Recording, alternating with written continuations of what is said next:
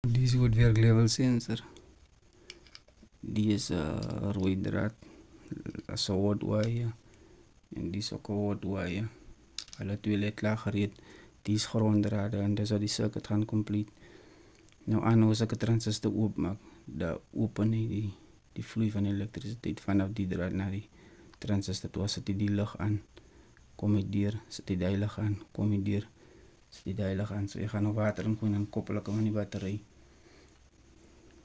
Kom ik koppel goed die batterij, dan gooi je water. So koppel nog uit twee batterijen, uit twee aan die batterij, dan gooi ik water in.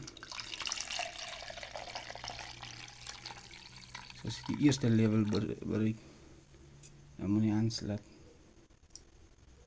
Aansluit die aan. Als je die tweede level bereikt, dan moet je aansluiten.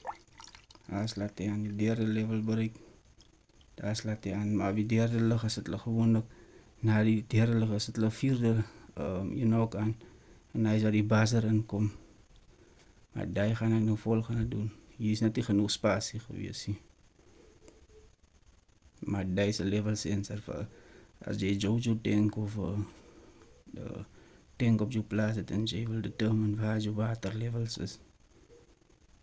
Of een dam daar op je plaats.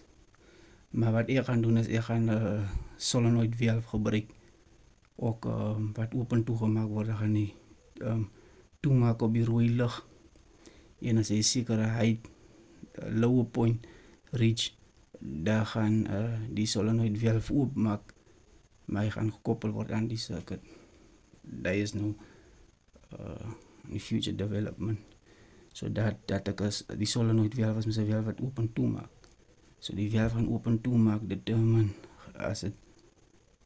als hij op die low point komt, dan gaan hij openmaken. Dan gaan hij water vullen van een punt af, misschien van een kraan af, of van een source af, op high pressure. En dan gaan die solenoid valve weer toemaken als hij zekere hoogte bereikt. So alles die op je plaats, of alles die op je besproeiing, op je grond of waar ook al, daar kan je je water zijn levels controleren.